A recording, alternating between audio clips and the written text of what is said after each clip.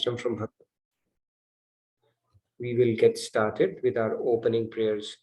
Are you hearing a lot of background chatter from my place by any chance? No? Okay, good. Just wanted to confirm that. I'm hearing Coming it. from somewhere, I think. Somewhere.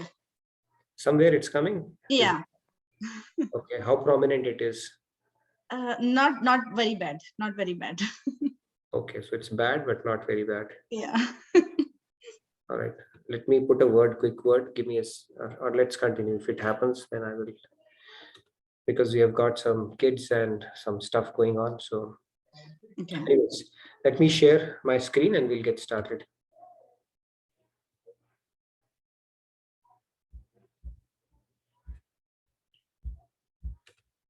All right. Are you able to see my screen? Yes. Great.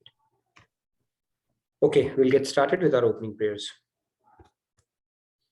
Gurur Brahma, Gurur Vishnu, Guru Devo Maheshwaraha, Guru Sakshat Parabrahma, Tasmai Shri Guruve Namaha.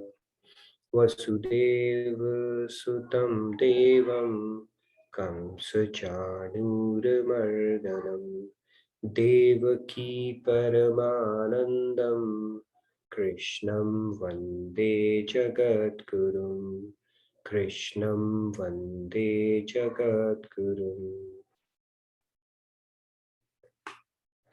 Good morning, good evening, Radhe Radhe everybody. So let's get started.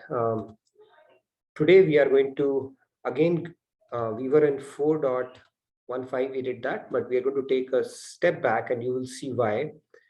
And then we will continue. Next week, we will go over a fast track on chapter 4, okay, 4.1678 and so on and so forth. But there was one thing that we could not discuss at detail, and that is what we are going to discuss today. And get the discussion underway. So I'm going to recite it and then you are welcome to follow it. Namam karmani limpanti Name karma phale spriha Iti mam yobhijanati Karma bhirna sabadhyate. All right, let's take our volunteers. Radhe Radhe Ashutosh ji. Radhe Radhe Ashutosh ji, please go ahead. Radhe Radhe. Namam karmani limpanti Name karma phale spriha Iti mam yobhijanati Karma bhirna sabadhyate. Very nice, Ashutosh ji. Radhe Radhe. Okay, let's take a few more hands. Radhe Radhe Shyam ji. Radhe Radhe. Thank you so much. Radhe Shyam. Namam karmani limpanti Name karma phale spraha Iti mam yobhijanati Karma bhirna sabadhyate. Radhe Radhe. Shyam ji, Radhe Radhe. Thank you. Radhe Radhe Payal ji. Radhe Radhe Payal ji. Radhe Radhe. Namam karmani limpanti Name karma phale spraha Iti mam yobhirjanati Karma bhirna sapadhyate. Very nice. Radhe Radhe. Nice, Payal ji. Is it the first time you've recited in this session? No, I tried a couple of times earlier also. Okay. No, very nice recitation. Thank you so much. Thank you, Radhe Radhe. Radhe Radhe. Let's take a few more hands. Radhe Radhe Somesh ji. Radhe Radhe. Radhe Radhe everyone.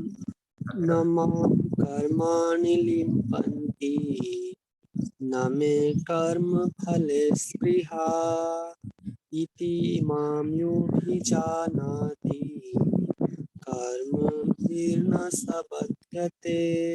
Very nice. Radhe Radhe. Timer started, I think, right from day one. Is that right, Sumesh ji? No, That's around that. before some one day I recite.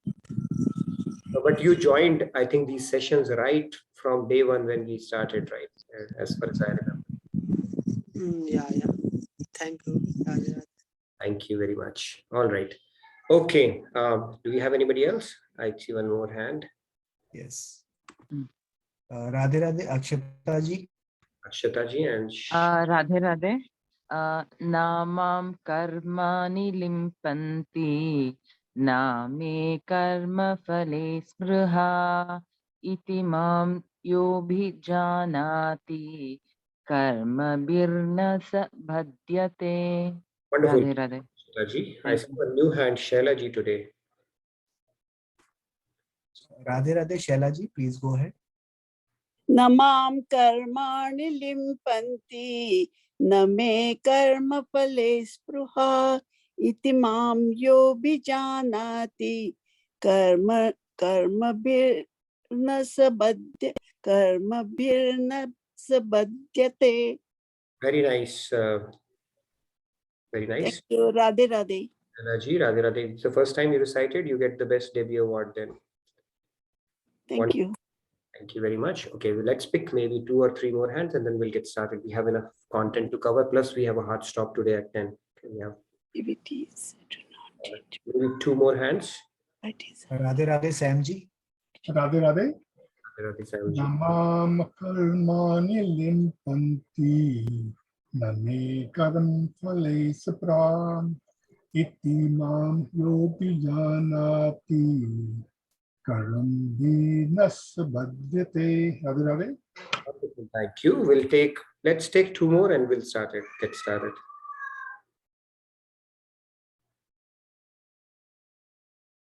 Rahul, who's next? Radhe Radhe Rupa ji, please go ahead. Radhe Radhe everyone.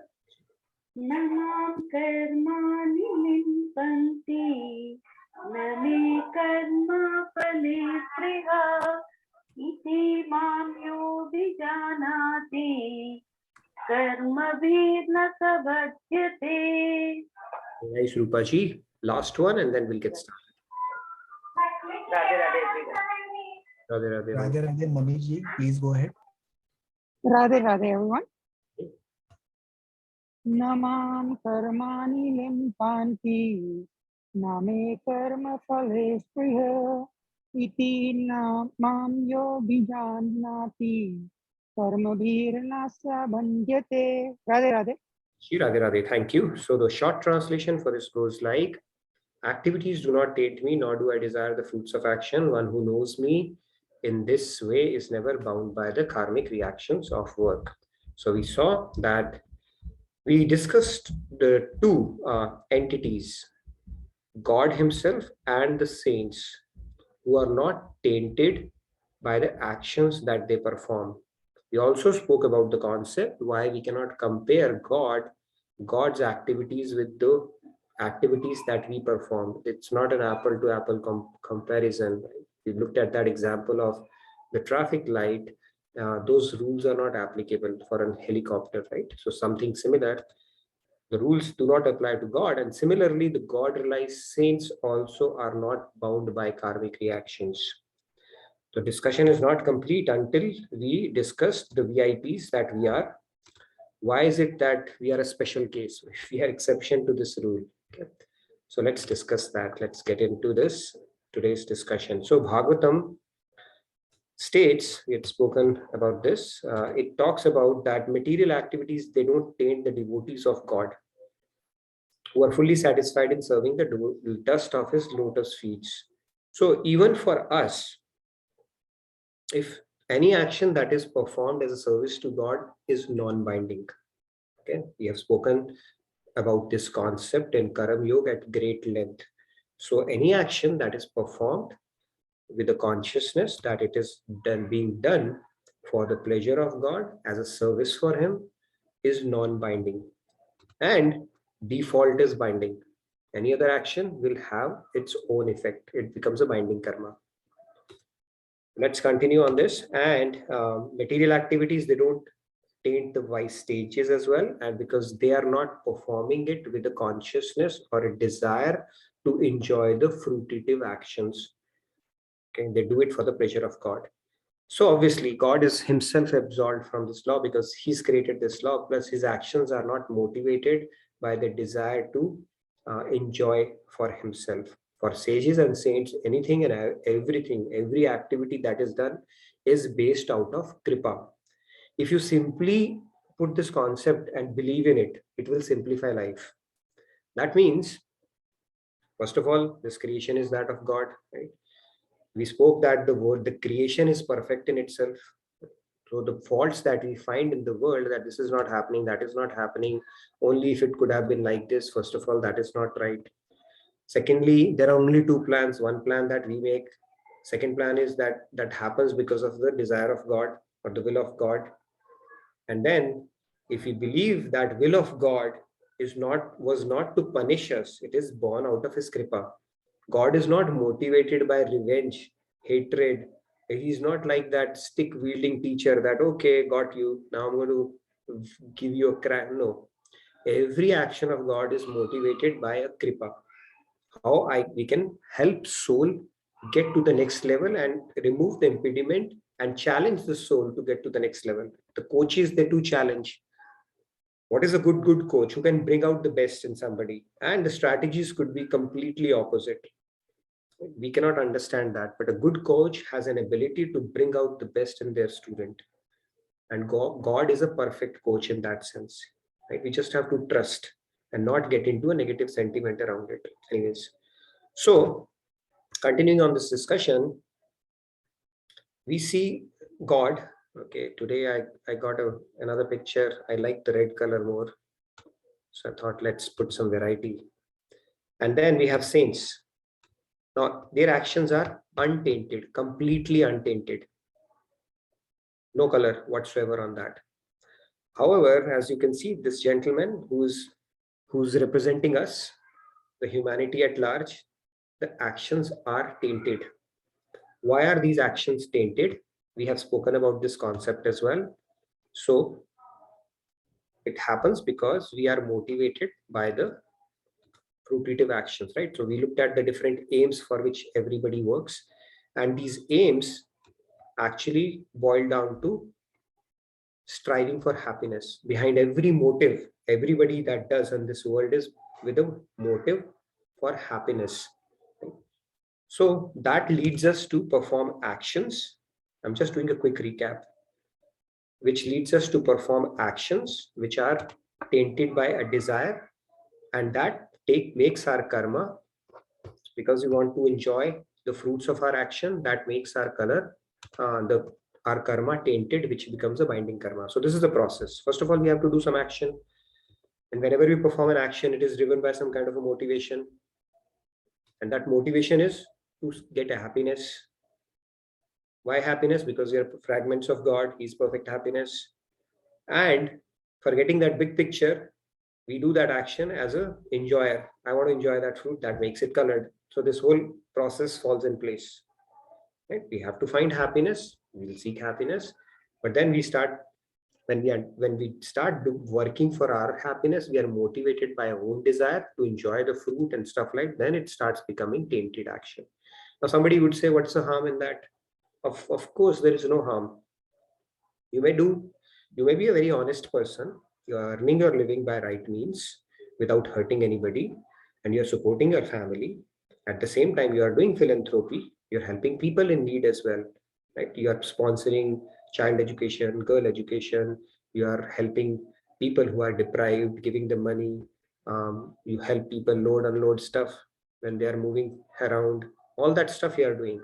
That also falls into one of these categories. So that is a good, noble acts. But Bhagavad Gita tells us it is still not perfectly directed. You will still be operating in Sattva Guna. Okay? So you are still playing in the world. That framework that you have employed in this world, we keep shifting gears between Tamas, Rajas, and Sattva. All that is fine, but it is still not taking you beyond those gunas. That is the key concept. Hope that is clear to you. So let's continue on this. I'll pose a question and we will get started on this. This is a very interesting discussion we're going to have on this. So, because we keep repeating in this, we have a choice actually, or let's say we had a choice. Now, there are three possibilities in this material world. The upper planets, which is called heaven, where unlimited enjoyment. That's it. Like you go on a lounge, right? Luxury lounge. You just go and sit down and taste the best of the foods and whatever your senses crave for, and you just desire and it happens. That is the first possibility. The second one is Mrityulok. I don't think it needs any introduction. We all are very well introduced to it. It's here. There's a mixed bag of happiness and misery. Nobody's having that perfect, ride in this life, and at the same time, it's not permanently miserable as well. It's going to be a mixed bag. Ups and downs will continue. There are a lot of Bollywood songs around it as well, right? Thodi khushi, thoda gum, whatever. And then you have hell. As you can see, the name itself tells you that the place you need to avoid. So if you have a choice, which one would you like to go to and why? Let's have a bit of a discussion on this. And other part of it is, now you say that, yeah, let's hear. I think we've got some hand raised already. And why? Where would you want to go and why? Right, that song is there. It reminded me of that song, give me some sunshine, give me some rain, give me another chance, I want to grow up once again. So this song we have been singing. Now let's say along with this song, you have a choice also. This is where I want to grow up again. Which place would you pick up? Okay, yes, Shri Ramyaji, please go ahead. Radhe Radhe, Nitinji, Radhe Radhe all. Radhe. So the ideal mentality of enjoying that we have is heaven only. But when we look at the saints, like what they say is, if they have some karma which attributes to go to hell, then they prefer then they prefer it so that they finish it off soon and then they can head towards God realization. And one more example I was thinking is Jay Vijay. They were given 7 good lives or 3 lives as a villain or something, but they chose those 3 lives as villains so that they could finish it soon and they could serve God again. So I was thinking of that example also. True, that's a copybook definition. Perfect. But let's say you have a choice today. Which one would you opt for? To be very honest, Earth, because I'm very used to this. It's like unknown angel. Known devil is better than unknown angel, something like that. Fear of unknown, right? We'll not feel at home if we are not anywhere other than Earth. Okay, no, that's a fair call. What is that called? There is a, I think it's called some phobia, acrophobia, I guess. Not acrophobia, agoraphobia or something like that. Fear of foreign places, basically. It can happen, and yeah, it could be, right? What are we going to do in Indralok or anywhere like that, right? So fair point. Let's hear from others as well. I want to know where and why. A bit of a discussion before we proceed further. Radhe Radhe Shashi ji. Radhe Radhe, Nitinji and Rahulji.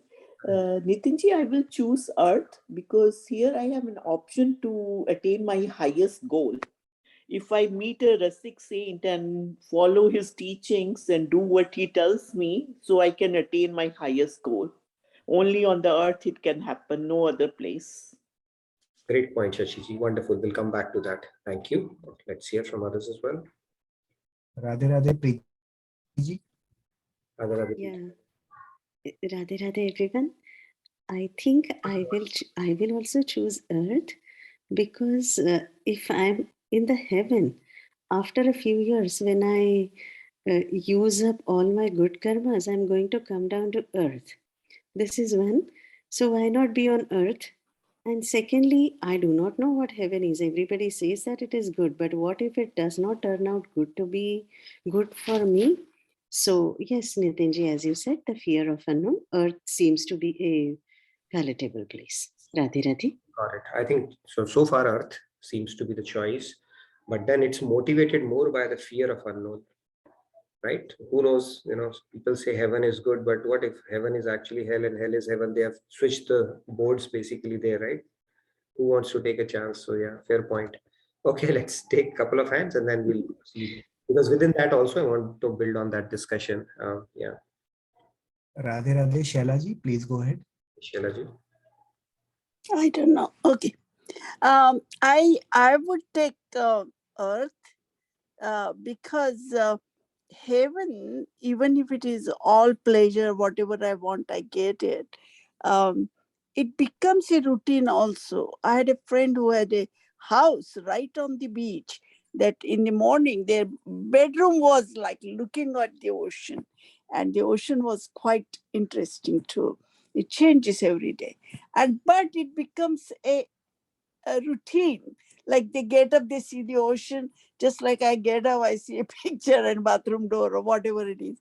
It becomes happiness all the time without any misery, as you call it. It doesn't make a life so interesting. Okay, so you enjoy. That's what I like Earth, because it has both up and down, and you can enjoy it at the same time because it has a contrast in your life. Okay, that's a very interesting point. We don't want to just taste happiness, and we like the roller coaster that we are presented with here, right? I wish Lord Indra is hearing as well. He'll get extremely demotivated. What is he doing in life, right? Great point. What to do in the life otherwise.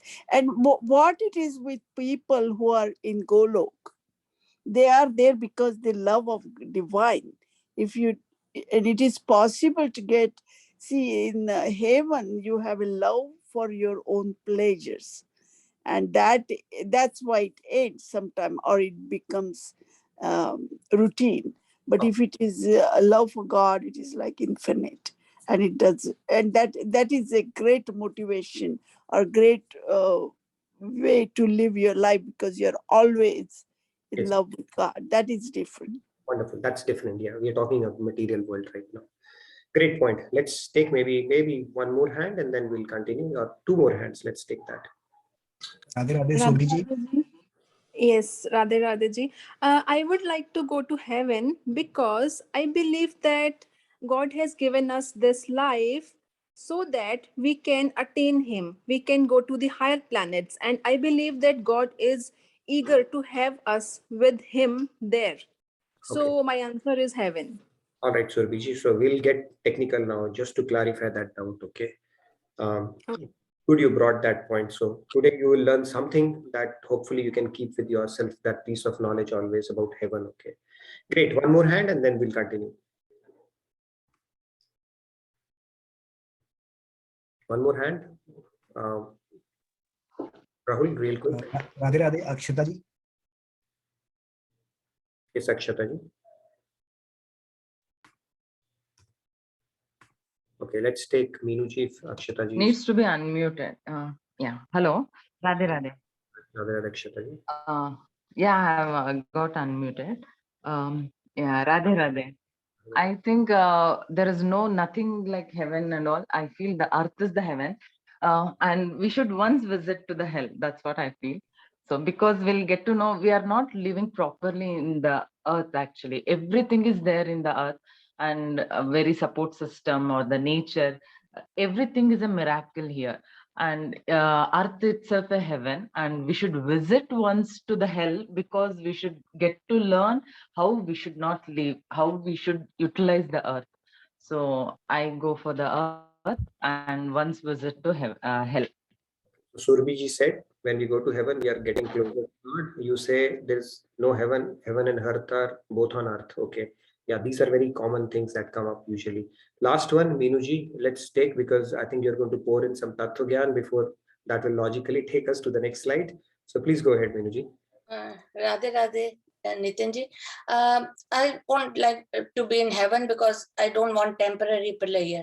I want the knowledge and pleasure which keeps on growing, and I would like to be on the earth so that I can have a human body and association of a God realized saint, so that I can take care of my prarat and have the knowledge, and with this association reach the highest goal. Wonderful. Okay, a bit of a theory before we logically transition to the next slide.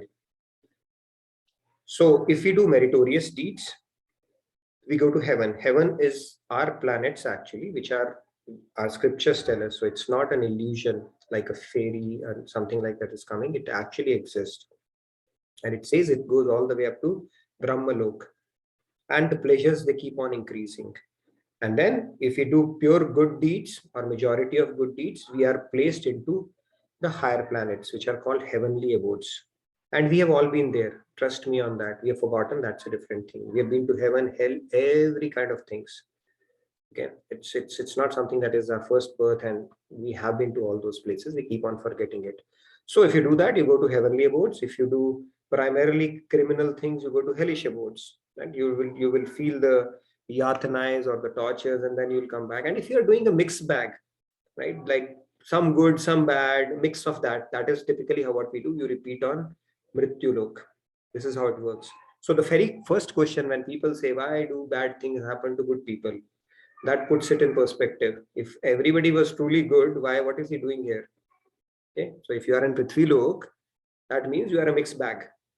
If you are really sattvic or purely accrued meritorious deed, you would have been in a higher abode.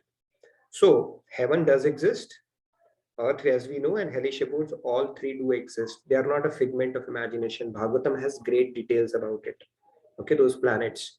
However, the key thing that needs to be understood is the heavenly abodes and the hellish abodes. They are called bhog yonis. When you go there, bhog yonis means it's like if you have a bank balance, they are withdrawal only accounts. You cannot make any deposits, and the only place you can make deposits or have the ability to do purusharth is Mrityulok.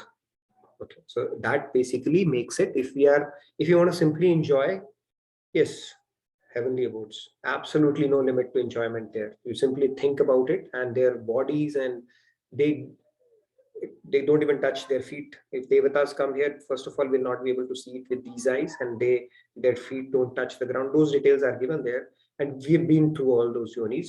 But the problem there is, for all the good deeds that they have done, it's like if you have done something and somebody gives you $1 million, and the day you exhaust $1 million, you are back to zero, you are back in 8.4 million. You cannot make additions when you go into those yonis. You can only withdraw, and once the deposit is over, you are back. So a smart person who is serious about their spirituality, who understand the bigger principle behind it, would say, first of all, they will say none of it. I want to go past this. But obviously, because it's a journey and it's not a sense of entitlement we can have around it, it's not what we desire we get it, it's what we deserve that we get. So we need to work towards that. The day our antakaran is purified, the day our mind is clean, obviously we'll get there. But until then, if somebody is serious about their spirituality, they will say, I'll come to earth, okay, because I can make deposits and I can progress. In other yonis, you cannot. You can simply exhaust, dip into that, and then come back again. All right, so let's say you are convinced. If you're not, we can come back to that earth is the place to come. Now let's build on that and say you come on earth. Nitinji, can I interrupt? We have some comments in the chat if you can read that. Please. So Kumarji says heaven, and then Payalji says everything in excess is not good. So if we are in heaven, that also lasts for some time. And again, we are back here in material world. So why to get into all this? Hence, it is better to finish all our past karmas and unite with our beloved Shri Krishna. Great point, Payalji. Very, very true. Yes, heaven, if you say, all right, let me at least enjoy, that's fine. But that enjoyment is not going to last for long. In fact, in one of our previous sessions, I've taken you through the categories of bliss which are possible in each one of these planets. So these bliss or the happiness that we are seeking on Mrityulok, if it is one quantum, you can just keep on multiplying it in all those abodes. And even till Brahmalok, which is the peak of material happiness one can enjoy, there is still dissatisfaction. There still feel I could have had something more. And the anger, greed, envy, all those afflictions are still there. You are not past those. So technically, those are not abodes which are closer to God. They don't take us closer to God. They simply give you a luxury treatment temporarily, or a miserable treatment temporarily. If you go to hellish abodes, if you have done a lot of bad activities, if you have made a lot of people miserable in this life, or if you have spent your life in sloth, ignorance, intoxication, then you go to hellish abodes. But the good thing is that is also temporary. You get out of that as well, and you keep rotating in 8.4 million. But those luxuries are pretty amazing as well, which is called bhukti. We are still in the bhukti realm. Right? The bhukti, or the enjoyments possible in this material world, are unlimited, because material energy is also one of God's powers, right? It is not ordinary. And those are also, they can go to any levels. Even in this earth, you can see that. What is the kind of luxury you want to enjoy? There is always a next person right next to you. And if you have enjoyed everything in this life, then you will have a craving to go to Mars, right? Richard Branson was the first person, and Jeff Bezos was upset that this guy made it before me. So you will still have that dissatisfaction. It's not that they have attained happiness. They're also living the same trap of 99 that we all are living, right? Everybody is looking at what is the next step. How can I add another zero to my bank balance? How can I get the next big thing which is going to put my name on it, right? So if you look at the billionaires, they have achieved pretty much everything in life, and some of them realize, no, it's not in accumulating, it's in giving back. You get pleasure. And then they start giving back as well, like philanthropic deeds, and start floating a foundation and stuff like that. Scriptures tell us that will also give you more satisfaction. Now you're getting into sattva, from rajas to sattva. But that will also not give you the complete satisfaction, because you have still not brought God into the mix. That is a key concept to be understood. Now, let's say earth, you are convinced. If you're not convinced, we can get back to that. Now let's thicken the plot. Within earth, where would you like to get born? A religious family, a page 3 family where you have your own plane and all that stuff, or a poor family? Of course, I think the last one nobody would like to go for. Which one would you prefer in this case? And this is actually tackled by Lord Krishna in 6.41 and 42. Okay, this happens. So let's say you made up your mind that, okay, fine, I'll believe what you are saying on the face value, and I will ask God, okay, repeat me on earth so that I can continue working. Plus, the happiness of Swarg is boring. Then, what kind of family would you prefer if you had a choice? Let's hear from few who didn't get a chance. Radhe Radhe Sandhya ji, please go ahead. Radhe Radhe, I would want to be in the first one, religious family, so that I can practice love towards God as early as possible, because time is limited. Let me add religious plus poor. Doesn't matter, like that's the criteria. Whatever else comes along with it should be manageable if we are spiritually inclined, I guess. Good. Why, and why would you do that, Sandhya?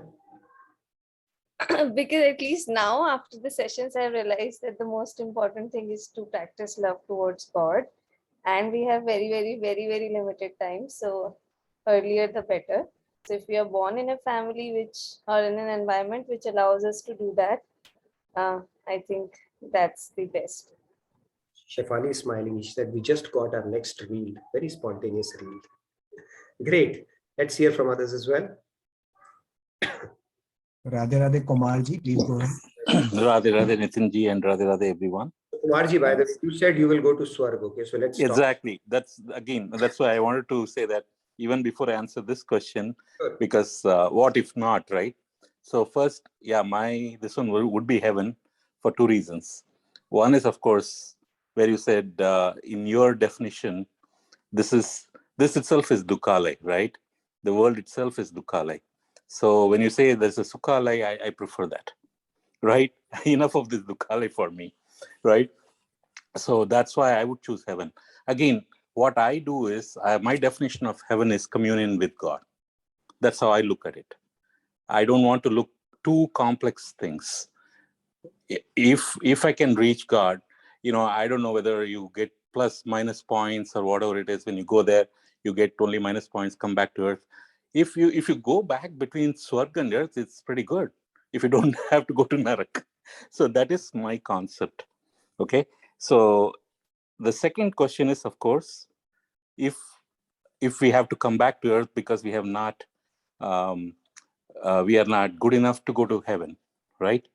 Then obviously I would want to be in a family which has those, if not religious, I'm not saying religious, but spiritual values, like, who knows which religion and all this stuff. Of course, I'm so proud to be, well, I shouldn't say I'm so proud. I'm so lucky to be a Hindu with so much of knowledge and all that stuff. Even other religions might have it, I don't know. But yes, might not be religious, okay? Because you do puja part, people think that is being spiritual, right? But that's not. So, but if a person who knows Bhagavad Gita so much that he can teach his children from the very beginning, and then you evolve as a spiritual person, nothing like it. Radhe Radhe. Great. All right. Now let me directly get to the theory because I know we have a hard stop today. 6.41, 6.42, what Krishna says. Sorry to disappoint you now, Kumarji. Okay. Because Krishna is not going to help your cause. Now, communion with God is fine. If you go to Golok, spiritual abodes, sure. Then you are past material abodes. Now, what he says is, let's say you are a fallen yogi. Fallen yogi means we made an endeavor to perfect our devotion and we could not complete this journey. Two possibilities. Why we could not complete our journey? Because we were intellectually not convinced that there is no happiness in this world. That could be one reason. Second could be we developed enough dispassion towards the world, but still we could not complete it because our surrender was not perfect. Both scenarios are there. For the first scenario, when we could not complete our journey, although we made our best attempts, but intellectually we thought, no, there is happiness, right? Swarg is cool, and some kind of bhaktis are possible, and this is anyway dukkhalya. Then God, like an indulgent father, sends you to heavenly abodes. Go, be my guest, and feel satisfied that you are still where you started off with, and then you come back again. So Swarg is a temporary luxury treatment. It is not communion with God, because communion with God would happen only when you go to spiritual abodes, and that can only happen in Mrityulok. You cannot perfect your devotion in Swargalok. You can only enjoy the fruits of your good deeds. And then what he does is, and if let's say the second scenario, you could not complete your journey, but you develop enough dispassion towards the world, understanding there is no happiness in this world. First of all, this concept of there is no happiness in this world or there is misery in this world, scriptures tell us, but for our growth, we have to develop dispassion towards that. If we run away from world, thinking there is a lot of misery, we cannot sustain even in spiritual path. So the day we reach this stage in our mind, there is neither happiness nor misery in this world, then we can truly start progressing. Now, let's say the second scenario, we developed that dispassion, but for some reason we could not complete our journey. Then that birth is very rare, Lord Krishna says in 6.41 and 42. What he does is, instead of sending you to heavenly abodes, which we think are going to be a lot of enjoyment, which is enjoyment, but temporary, instead of sending you there, he will arrange for you to be born in a family, pious family. Okay, when I say religious, let's not just limit it to ritualistics alone, a family where you will get divine wisdom to begin with. And that birth is called very rare, because most often than not, our spiritual journey is not completed because we have that craving for enjoyment in this world. We are not able to get over that fact that there is actually not happiness. That resolve is not so strong. So Krishna says, like an indulgent father, he'll send you to heavenly abodes, which is, I don't know whether it's a gift or a punishment, right? And after that you have to, then you are back to earth. And you may be born in a family where you can continue that journey. Even the people who are born in rich family, who don't have to work, worry about food, clothing, and shelter, that is also happens because of your past merits only. But very rarely a soul is given a birth in a family where they get exposure to the divine wisdom early on. And that happens only if you have made spirituality or progression towards God your priority and developed enough dispassion towards the world. And if those criteria are met, then you are born in a family, and getting repeated on earth is a huge blessing because you can continue to make deposits. Second thing is which religion, which country. We take pride, we are this, we are Hindus, we are this. It is called, there is a genetic heredity and then there is a social heredity. It's a social heredity. You are so and so because of your parents. Your parents are so and so because of their parents. What gives you a reason to have a sense of entitlement or a pride for that? Did we choose that? No, of course not. And if we hate some other religion because of that, who knows, God may put you in that religion next birth. There's no guarantee. So people feel very pride, right? We have this heritage, that is fine. It's good to have pride on things, but then that we have, if we look at the perspective, it is God's mercy that we have been given that, a particular birth in a particular place where some of the spiritual principles might start making sense early on in life. But then we cannot have a sense of entitlement, because if we start using it as a tool of having an air of superiority, with regards to dealing with other religions, then there is no guarantee. As a lesson, we may have to repeat in that religion. Can happen, right? There was a story I was reading. This was a guy who used to hate Jews, and in this life he was a Jew. He did his life regression, and guess what? In this life he started hating Muslims. So that doesn't take us very far. So from this standpoint, spiritual standpoint, earth is the place to be in. Now let's look a little deeper into this concept a little more. Sattva, donation, good deeds, volunteerism, all that good stuff that we feel. Next best thing to God is being good. If people don't believe in God, next best thing they can do is at least become good, help people, part with your money, do donations, help, get associated with the cause, be good to others. If you do all that, you are in a sattva mode. If you're dancing and enjoying your life, you're in rajas mode. And if you are doing the third thing, intoxication, wasting away your life, then you are in tamas mode. And in each one of these, if you look at it, what happens is they are binding karma. All three are binding. Now, heaven is better than hell, of course, but then if you look at it, heaven is not so good when it stacks up against earth when it comes to making spiritual progression. If you want to have a temporary enjoyment and come back and get okay with it, that's fine. But we really can't make any deposits in it. And that is why Lord Krishna sends only those souls. First of all, they should have accrued enough merits, good deeds at least, if not God realization.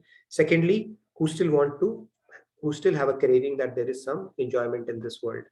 There is a concert that is coming up. There is an event that is coming up. There's a party that I need to experience. There is a Hawaii trip that one must have before they depart from this world, right? There is this particular experience of leading a country that one must have. Anything related to world, God says, okay, be my guest. I'll give you an opportunity. First, be good, and secondly, I will arrange for that. And then you understand that what you thought would have been not is still not there, and that journey continues. Now, if you look at it in India, especially, it's the amusing thing is that it is amusing, in fact, because we say that Mathar Smriti, let's look at it through this as well. It basically clearly say punyena punya lokam nayati papena papam ubhabhyameva manushya lokam. Good deeds, you get to the golden jail. It's a jail, end of the day. Right? And in India, we take a lot of pride. If you look at it, Swargiya Shri. That is the concept that if somebody has gone to Swarg and we put Swarg Siddharge and Swarge Shri we put, if you actually look at it, if somebody says Golok Dham or Vaikunt, that makes sense.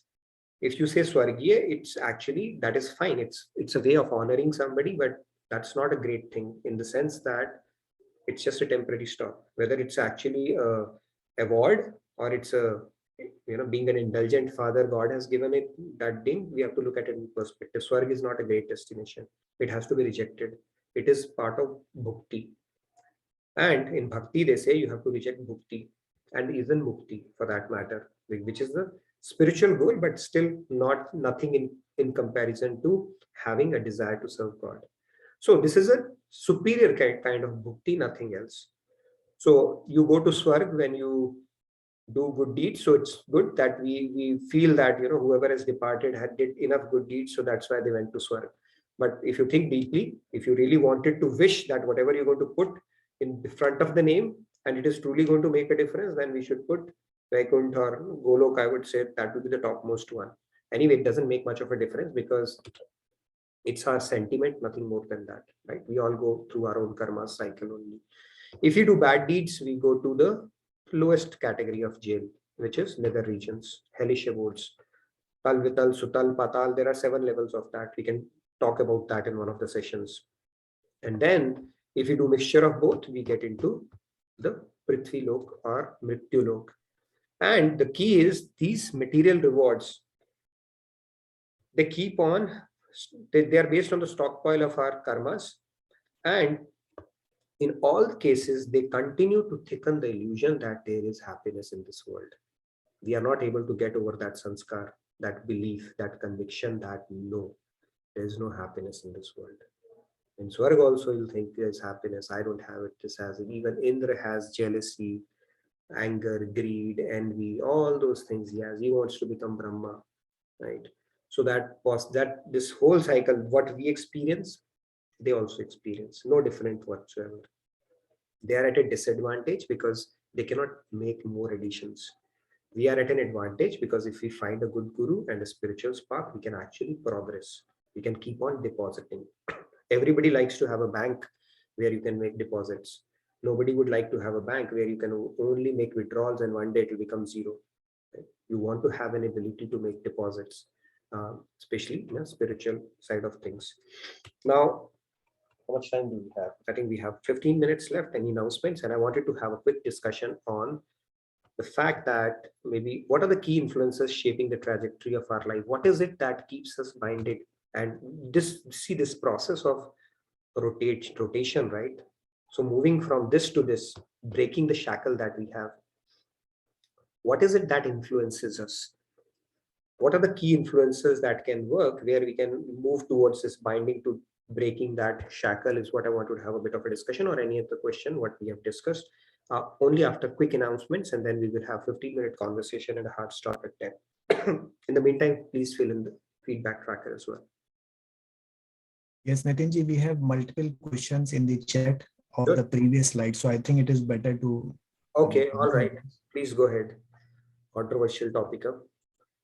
So the first question is from Ramyaji. If there is no God, realized individual in heaven, how will individuals in heaven find Guru? They cannot. They cannot. It's called Bhogyoni. It's very interesting. Good question. Okay, they have good knowledge also. Brihaspati is the guru of Devatas. Shukracharya is the guru of Danavs, Daityas. They have gurus. Obviously, they have to lead their life there, for as long as their life is there. There's a calculation: 100 years of are is equal to 1 year of Devatas, and there are calculations given in Bhagavatam. All right, they have a guru which gives them a mode of conduct there, right? But they cannot lead them to God realization. They cannot make any additions. Very simple. They may have a better knowledge. They are administrative and in charge of a lot of things in the material universe, but they cannot do any plus there. As simple as that. That is why it's called a golden shackle there. There is one more question from Samji. If we go to heavenly planets, do we incline to enjoyments or pleasures after returning to Earth as we are used to it? If the answer is yes, then going to heavenly planets is risky. Very risky. Yeah, those sanskars get deeper. That is why we have that thing of enjoyment. Very true. And that is why the injunction that Brahmaji gave for heavenly planet people was dam. Right? I did that session previously. So on the top level planets, he said the middle level planets, he said the lower level planets, he said the. What does this the stands for? For heavenly planets, he said dam. Dam means daman. Just suppress your desires. Okay, because those sanskars, that mind will be still same, right? Mind will not get reset. So dam. And then the intermediate planets, Vityulok, they said dan.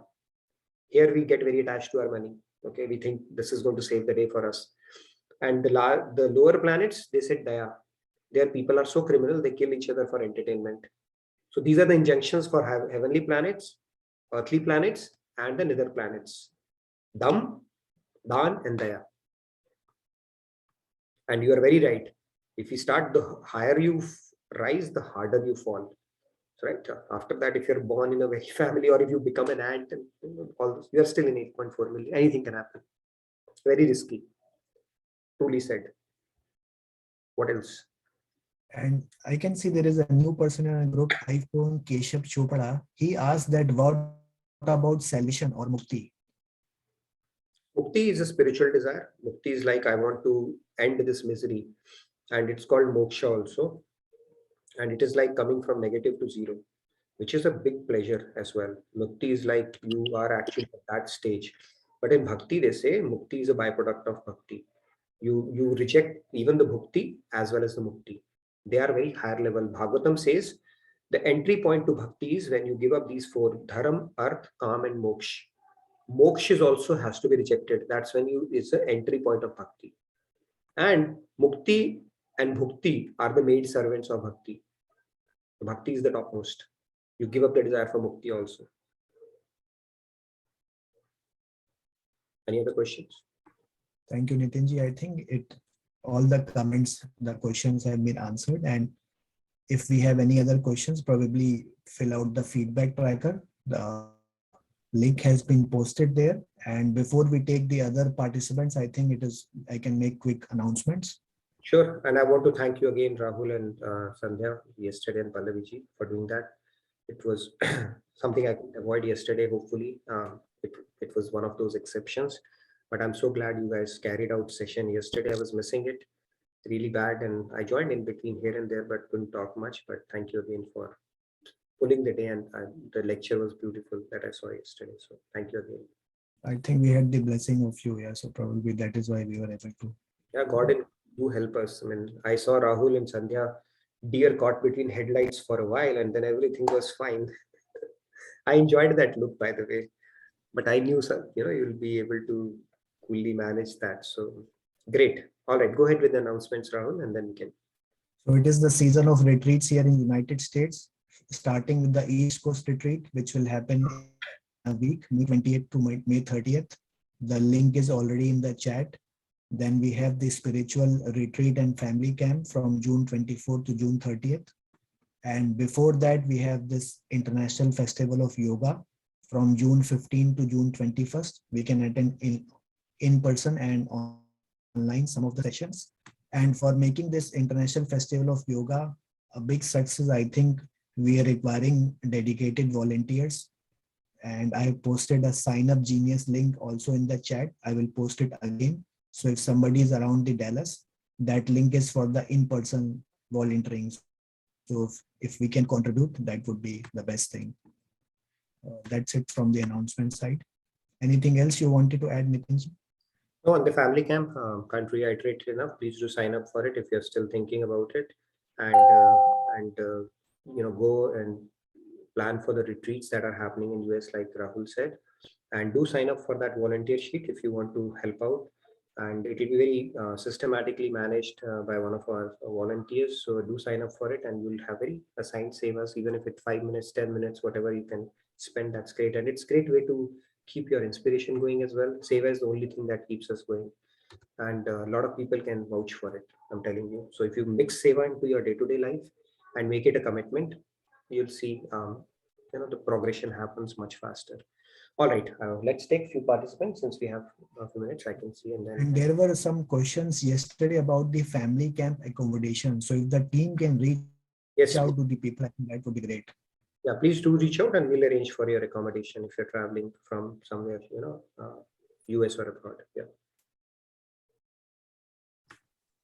Radhe Keshav ji, please go ahead. That tracker as well in the meantime. So, yes. I'm surprised every day. I mean, why moksha? Lord Purushottam Krishna very clearly said in Bhagavad Gita that he gives moksha.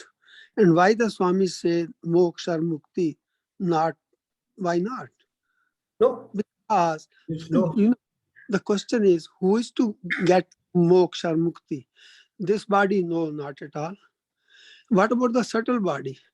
Subtle body, if we have understood the difference between the physical body, subtle body, and Karan Sharir, then basically the biggest problem to my little understanding is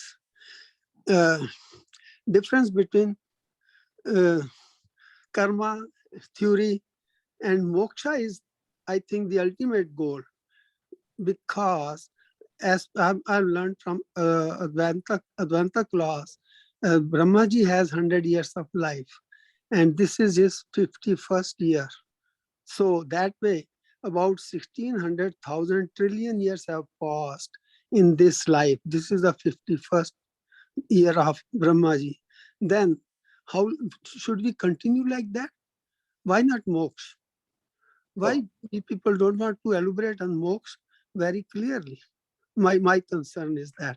Thank you. Okay. Yeah, I think it's a very valid question. It's not understood in complete context. So yes, moksha is not an ordinary thing. And what we are talking about, bhakti, is also not an ordinary thing. Moksha is a byproduct of that.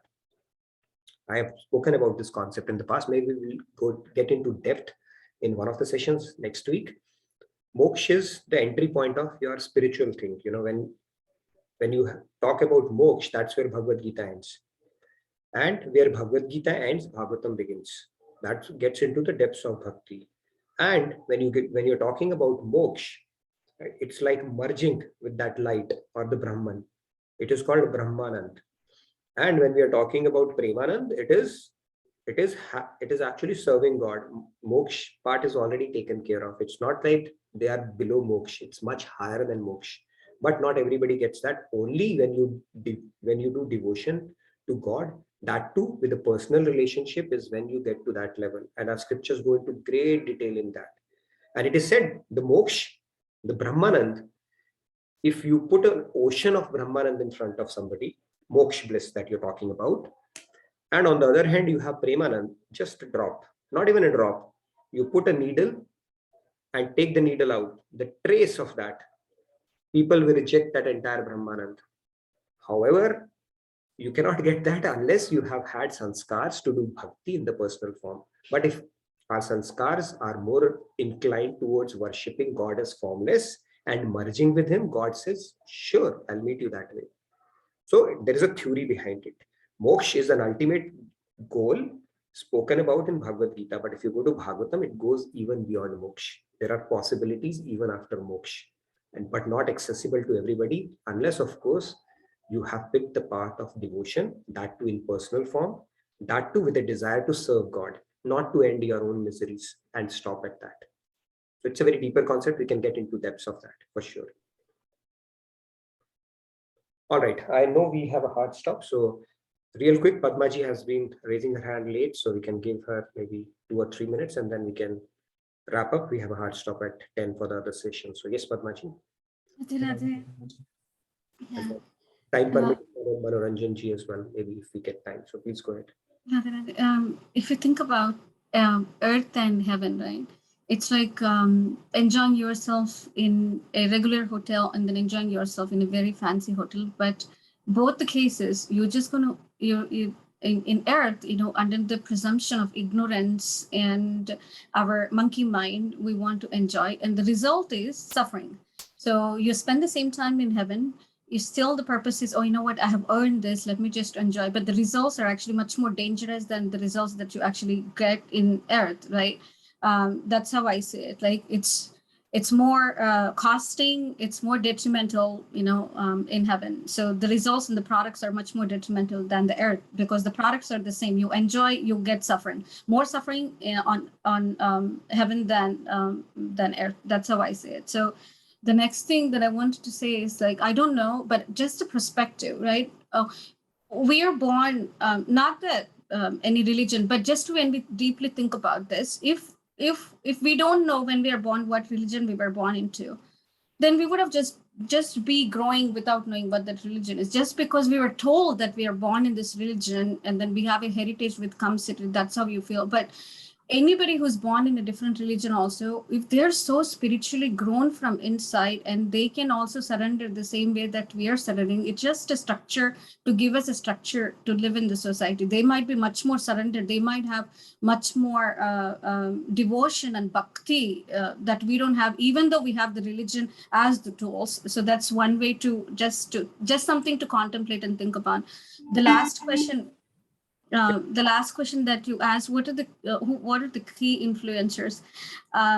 Just from Bhagavad Gita, right? When we look at Mahabharata, like when we look at like different characters in Mahabharata, we have Duryodhana, we have Bhishma, we have Yudhishthira. These are all great influencers. They have great power to influence other people, but then the disciplines that they have followed, is it a sign to say stop? Yep, 10 o'clock, we have next session, Padmaji. Yeah. So I stop, I let somebody else speak. We are influencing ourselves. Yeah, I think we Toyota CHR. Daytona wins every time. Now get. Sorry about that. Okay, something started. Sorry about that. I know we had a session at 10, so if you can really quickly wind up, that way we can hand over to the next session. Ajay is joining, I think, might still be jet lagged, so we don't want to take this time. Yeah, I just wanted to say that everything which is around us, like leaders, spiritual leaders, whatever, they're all influencing, but at the end of the day, our own self, like what kind of inputs that we are putting, we are big influences of ourselves, our thoughts and actions. That's all I wanted to, and not hold up Ajayji. All right. So thank you. Thank you for a great conversation. We can continue our discussion. Manoranjan ji and Meenu ji, sorry, we couldn't conclude that. Next session starting. So I look forward to seeing you all next week. We'll continue on this discussion. I think we could not conclude it. There are a few other aspects of it as well. So next week, and stay safe, stay blessed, and I'll hand it over to Ajay and Radhe Radhe everybody.